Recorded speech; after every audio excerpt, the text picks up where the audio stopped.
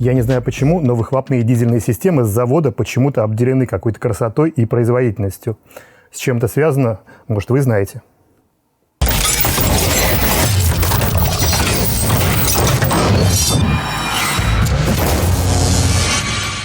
Всем привет, меня зовут Сергей Нео, и вы на канале Не Ноль. Сегодня у меня Audi A4, дизельная, 2 литра, турбодизель, и я буду на ней модифицировать выхлопную систему.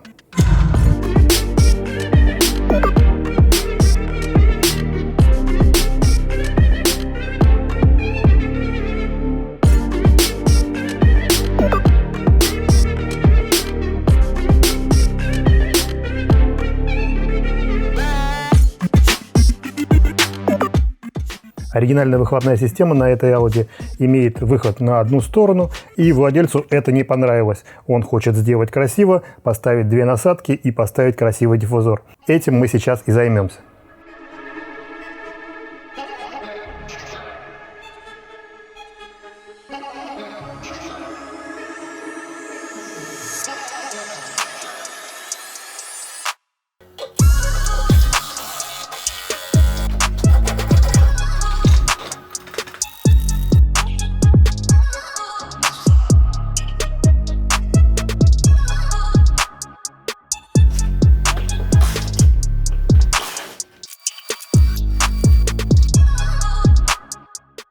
Штатный диффузор, как и штатную выхлопную систему, я демонтировал. От нее надо будет лишь часть. Первая часть с первым резонатором. Конечный резонатор будет удален. Вместо него будут просто насадки.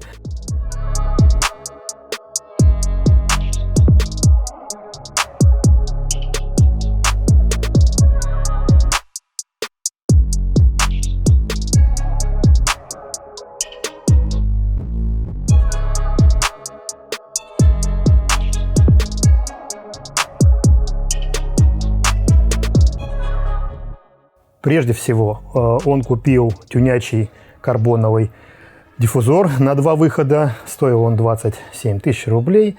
И ставится он взамен штатного.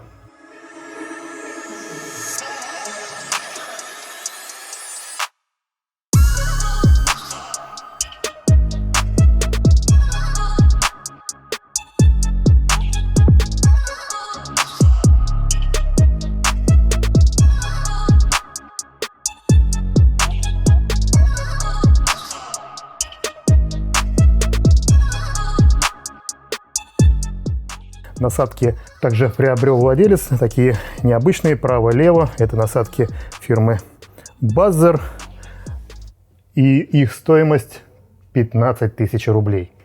Часть системы останется прежняя, часть системы мы модифицируем, и эти 2 части мы соединим соединением типа V-band.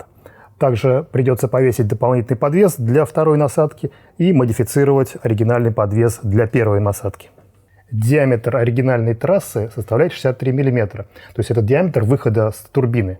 Потом она переходит в 65 диаметр, и этим диаметром проходит все днище. Но на протяжении всего днища эта труба имеет множество заужений, сплющиваний. С чем это связано, я не знаю. Скорее всего, хотели как-то уложить с большими зазорами выхлопную трубу под днище машины. Хотя, в принципе, там проходила и большая.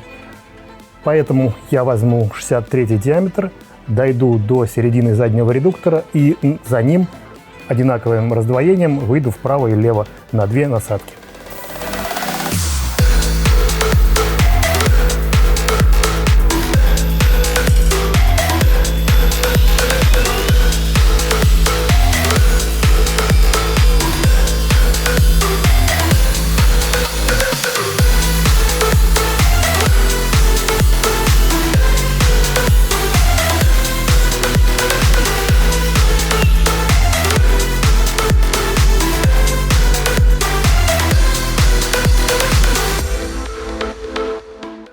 Конечно, очень интересно, как зазвучит эта система после всех модификаций, но я думаю, что особо звука от нее ждать не стоит. Мы делаем красоту. Мы не стремимся сейчас сделать звук, а лишь исправить тот внешний недостаток, который существует на этой машине. Ну а изменится ли звук или нет, это вы увидите чуть позже, когда мы ее заведем и выйдем на улицу. Так что не переключайтесь.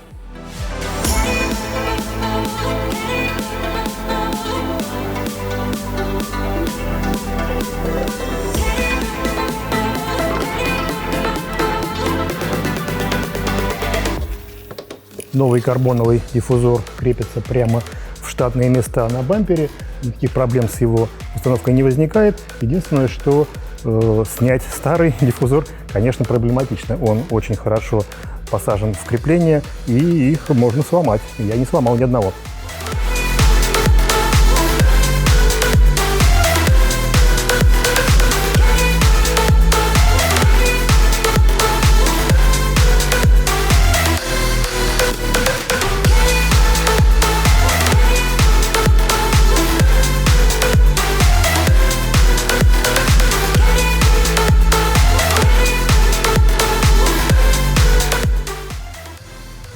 Вообще, самой ответственной частью в производстве выхлопной системы является расположение насадок, потому что это та самая видимая часть выхлопа, которая видна как владельцу, так и всем остальным. И от их ровности и красивости расположения зависит очень многое. Можно накосячить где-то внутри, но нельзя накосячить с насадками. Поэтому придется их выставлять максимально ровно и красиво. Насадки довольно простой формы, у них скос, притом скос как под бампер этой Audi, но у них нет ни одной ровной поверхности, от которой можно начать отталкиваться. Поэтому придется каким-то образом их фиксировать и находить ровность и параллельность. Тогда получится установить их красиво. Диаметр входов в наши насадки составляет 63 мм. Не знаю в данном случае, насколько нужен такой диаметр, но вот он такой есть, и придется делать две трассы по 63 мм. Оригинальная трасса у нас будет тоже 63 мм, поэтому для этого раздвоения мне предстоит сделать Y-pipe. Y-pipe будет состоять из двух гибов. Их придется разрезать ровно посередине, и совместить получится вот такой вот Y-pipe.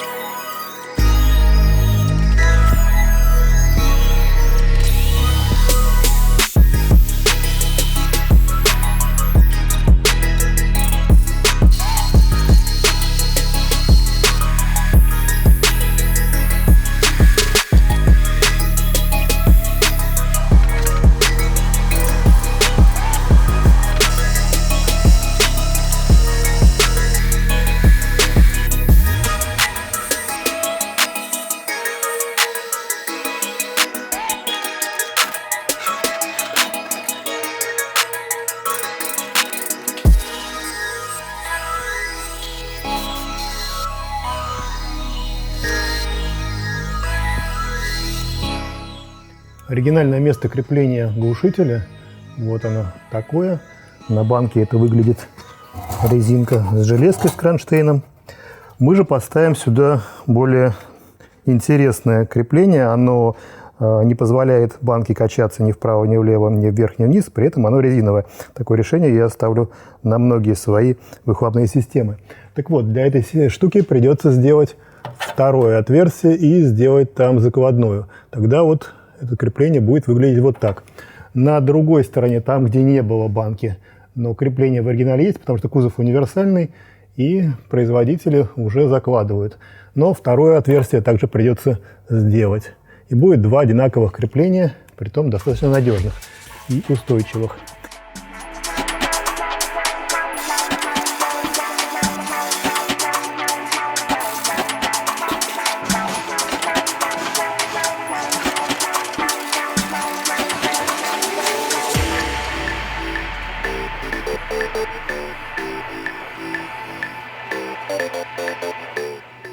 насадки сами по себе на двух креплениях все равно будут гулять. И даже, я бы сказал, на длинных трубах вибрировать. Поэтому желательно между собой их связать какой-то поперечной. Я надеюсь, что поперечина у меня войдет и останется там под диффузором. Хотя есть небольшой нюанс, потому что диффузор хоть и имеет внутри нишу, в которой вроде как можно заложить эту поперечину, но снимать и ставить ее будет неудобно. Поэтому сейчас попробую для примерок эту поперечину оставить, точнее сделать, а потом по возможности оставить, что позволит сделать выхлоп более собранным и не дребезжащим.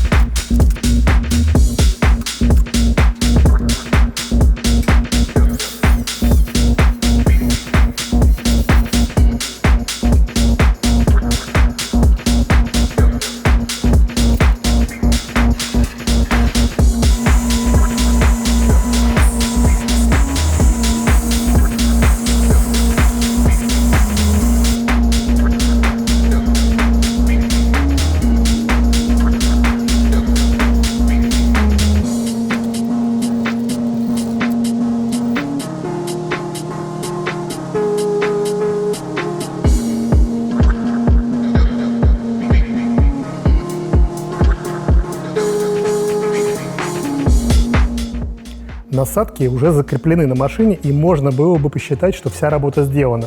Но тут нет, потому что насадки хоть и висят на своих креплениях, но это лишь примерочная установка, и до финальной еще очень далеко. Малейший нюанс, малейший сдвиг в какой-то соединительной трубе, и все уйдет в сторону, и опять все резать, переделывать.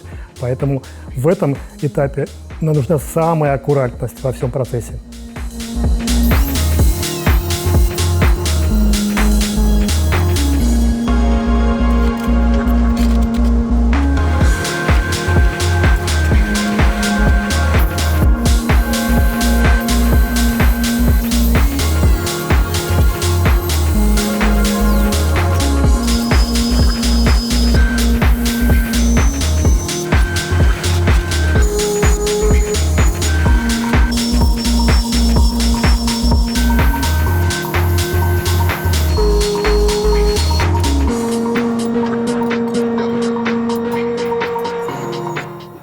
Крепления насадок полностью готовы, но они сейчас прицеплены на временное вот такое решение, для того, чтобы можно было их все-таки переставлять вправо-влево, вверх-вниз, все повороты еще не финальные. Хотя вылет мы выбрали с владельцем вот такой.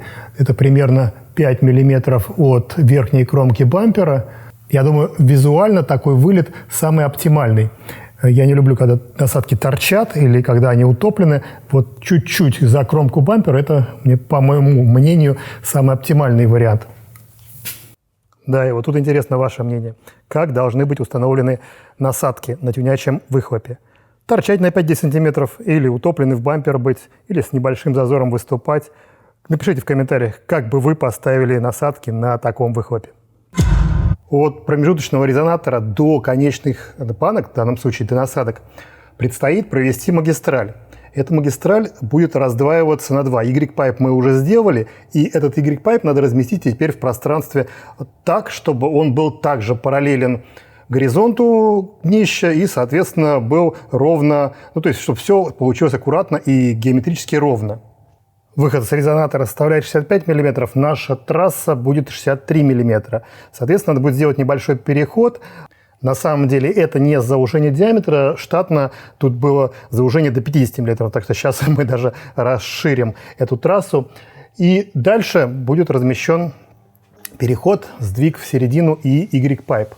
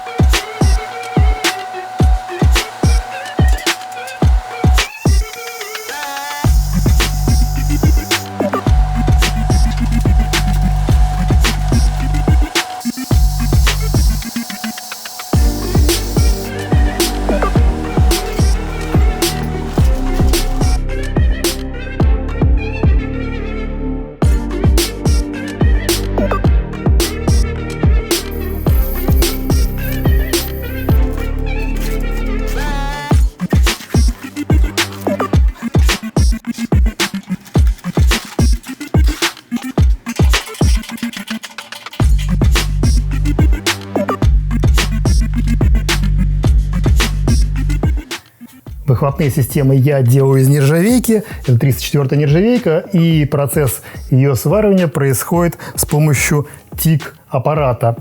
Это сварка вольфрамом в среде аргона.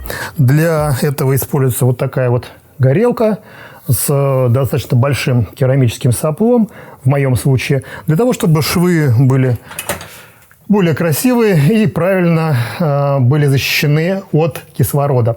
Были защищены аргоном. Аргон – это инертный газ, который защищает сварочный шов, сварочную ванну от воздействия кислорода. И, соответственно, чем дольше шов находится под защитой аргона, тем он более правильно и красиво остывает и формируется. Соответственно, поэтому такое сопло. Вообще, на самом деле, конечно, если говорить о сварке, то все эти золотые швы, красивые стежки – это, конечно, круто. Но настоящие сварщики, профессиональные сварщики скажут, что главное, чтобы правильно были соблюдены все процессы, правильно сварено, а не вот эта вся красота. Ну, хочется, чтобы красивый выхлоп был красив и вместе сварки. Поэтому, по возможности, делаем красиво. Ну, а на ваш взгляд, надо заморачиваться с этой сваркой? Или сварил как-нибудь, под днище не видно? Все красивые швы нужны или нет? Напишите ваше мнение в комментариях.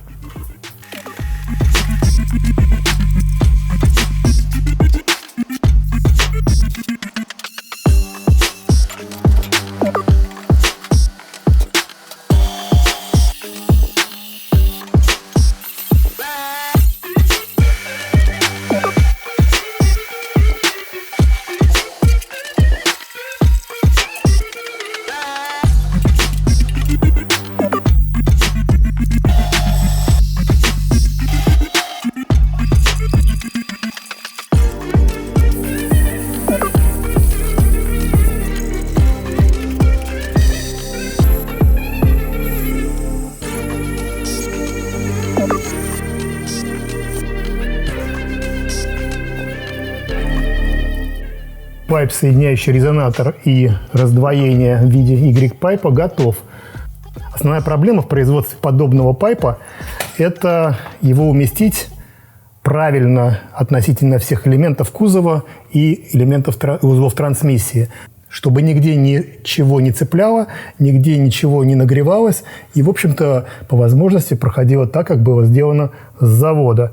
В общем, именно так и получилось. Вот этот пайп размещен так, как он шел на заводе. Единственное, что теперь нет заужения, он полностью 63-го диаметра и выходит ровно в центр для того, чтобы выйти потом на насадки.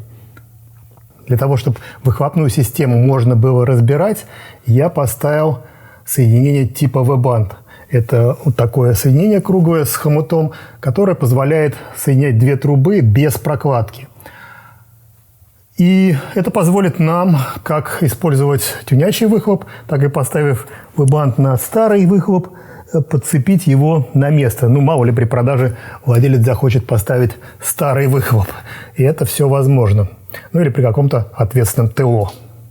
Для того, чтобы шов изнутри трубы сделать таким же красивым, как и снаружи, надо подать аргон внутрь этой трубы во время сварки. И, соответственно, для этого я делаю подачу из второго баллона через вот такое приспособление. То есть это силиконовый соединитель. Их много бывает разного вида, но в данном случае вот такой. Сейчас вроде бы все конечные точки есть.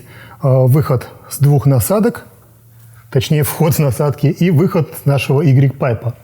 Y-пайп размещен четко посередине кузова машины и параллелен горизонту, параллелен днищу. Я хочу, чтобы две трубы вышли из Y-пайпа и одинаковыми магистралями соединились с насадками. Теперь осталось все соединить, сварить, и можно заводить машину. Так что не переключайтесь, нас ждет впереди запуск. Я не знаю, изменится звук на этой машине или нет. Я надеюсь, что он все-таки изменится и станет более спортивным. Хотя это дизель, и надежда не очень большая. Мы делаем все-таки красоту, а не звук. Была бы задача сделать звук, и решения были бы совершенно другие в производстве этой выхлопной системы. Но здесь большие насадки, и будем надеяться, что это даст какой-то результат. Так что не переключайтесь, впереди много интересного. А я же начну делать дальше работу.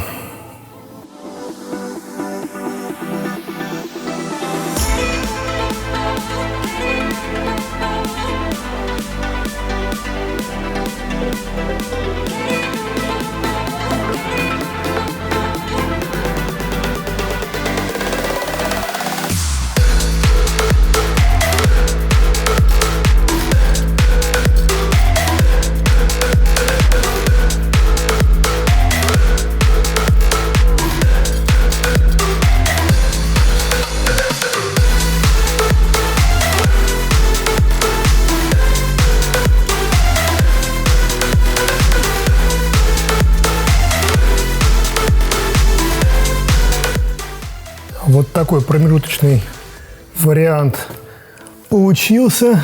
Все очень здорово. Это пока еще соединение на скотче, такое папье-маше.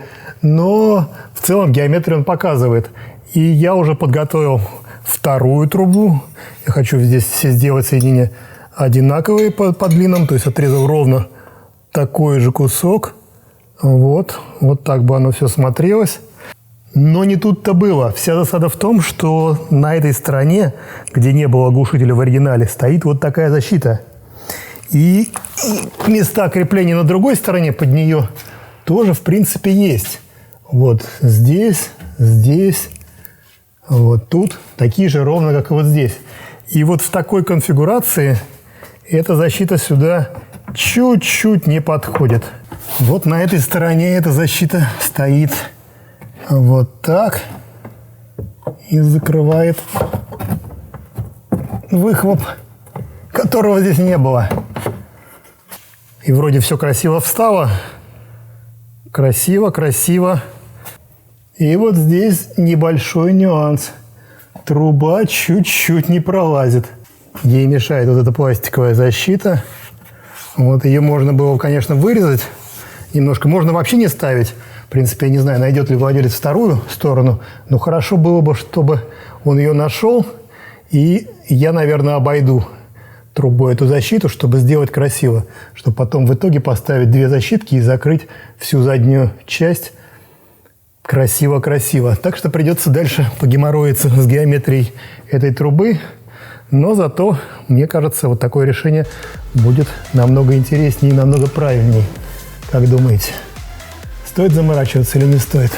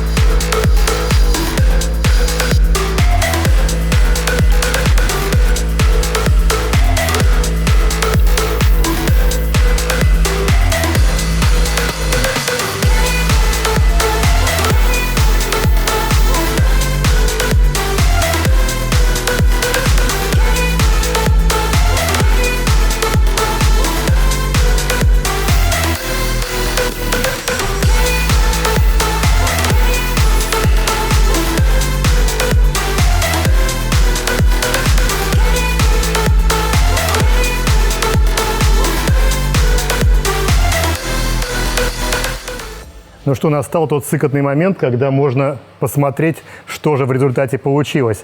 Все эти сварочные швы, вся сварочная деформация привела к тому, что надо будет все переделать или все стало на место. Я надеюсь, я вас не утомил обилием сварки. Ну а тем, кому показалось мало, то переходите в раздел для спонсоров. Там более крупные и детальные видео по самому процессу, сварочному процессу, по процессу резки, это всему, как это все готовилось. Ну, а если достаточно, то, конечно, пишите в отзывах, что вам понравилось, а что нет. Ну что, посмотрим, что получилось. А в итоге получилось не все так и плохо.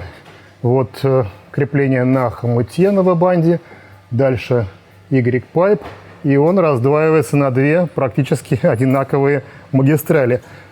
И от насадок выходы с магистралей и входы насадки далеко не ушли, даже вообще не ушли. Они где стояли, там и есть. То есть, в принципе, сейчас мне останется обварить насадки, и все, финал можно будет заводить. Вот так вот все хорошо получилось.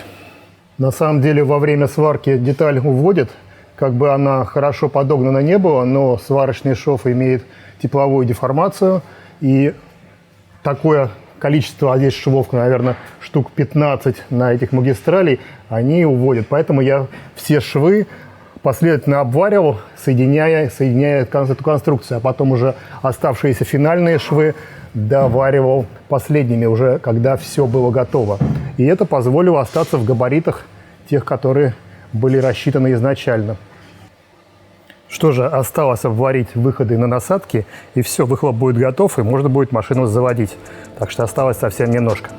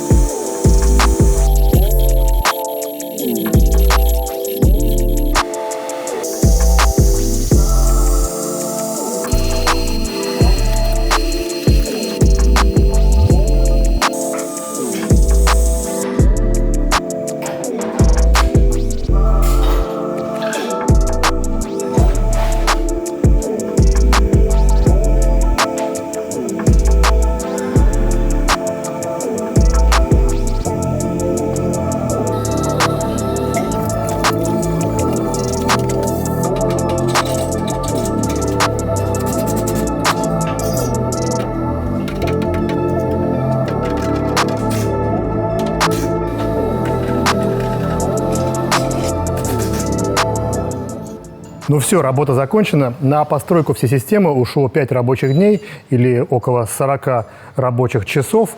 И теперь можно посмотреть, как же это все выглядит. Вот так вот поставлены насадки. Все аккуратно, все симметрично. И вот так вот выглядит вся система. Защиту еще, конечно, поставлю, она влезает. Кстати, благодаря этой защите получилось достаточно красиво. Если бы ее не было, то все было бы прямое и убогое. А так вот все хитрой, замысловатой формы. Одна сторона, вторая сторона, насадки, крепления и ограничители для смещения насадок. Ну вот теперь наконец-то можно будет посмотреть на финальный вид, когда она стоит на своих колесах. Вот так вот выглядит насадочки. Очень даже красиво получилось, мне кажется. Диффузор еще в пленке заводской, но я думаю, оставим владельцу. Это интимное занятие по сниманию защитной пленки, так что пусть будет в ней. А сейчас осталось самое интересное. Надо ее завести и послушать, изменился ли звук.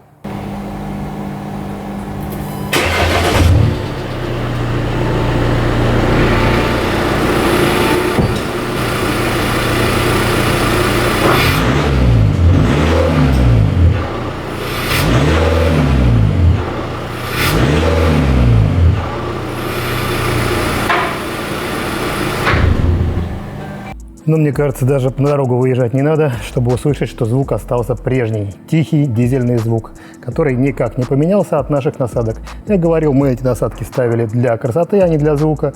Поэтому, как и следовало ждать, звук не поменялся. Все тихо.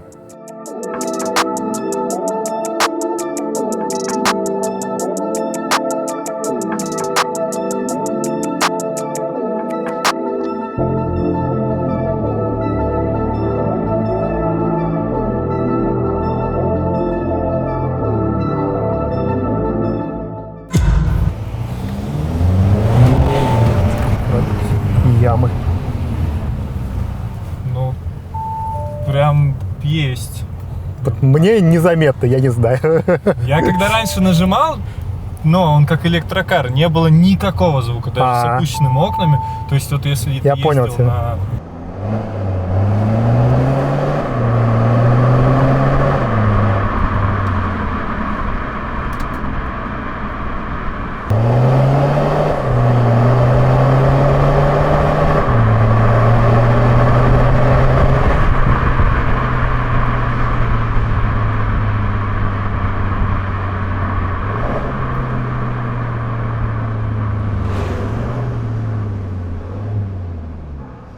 Не знаю, мне пока нравится. Но это из салона звук, но с внешней стороны явно громче, намного громче.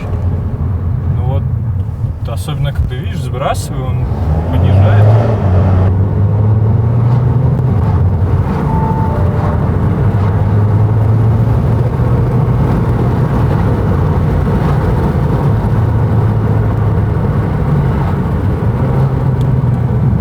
когда на сбросе вообще прикольно, да.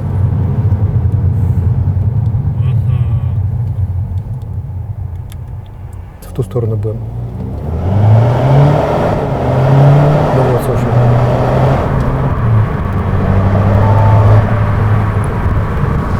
Вот когда он набирает обороты, тогда звук хороший такой, да, мощный.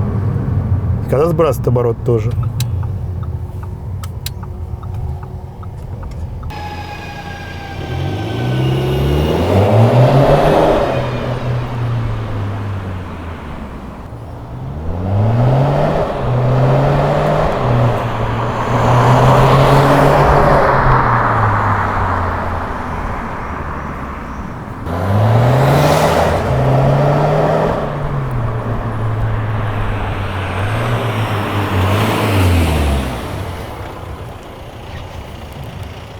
Но вы знаете, я проехался на этой машине, и все слова, которые я говорил по поводу того, что звука нет, я беру обратно. Реально звук есть. Звук есть на разгоне, звук есть на переключениях, и этот звук у дизельной машины, это, конечно, очень необычное явление. То есть она звучит как неплохой средний атмосферный седан. То есть совершенно не турбо, совершенно не дизель, совершенно другой звук. Хороший, басовитый, интересный, но звук общественный, совершенно не эгоистический. Его не слышно в салоне абсолютно. То есть тишина в салоне полная, с внешней стороны реально прикольный звук. Я надеюсь, что мой длинный видос вам понравился. Тому, кому было мало сварки, переходите в раздел для спонсоров. Там ее будет намного больше. Ну а вы же ставьте лайки, дизлайки, подписывайтесь на канал. Всем удачи, всем пока.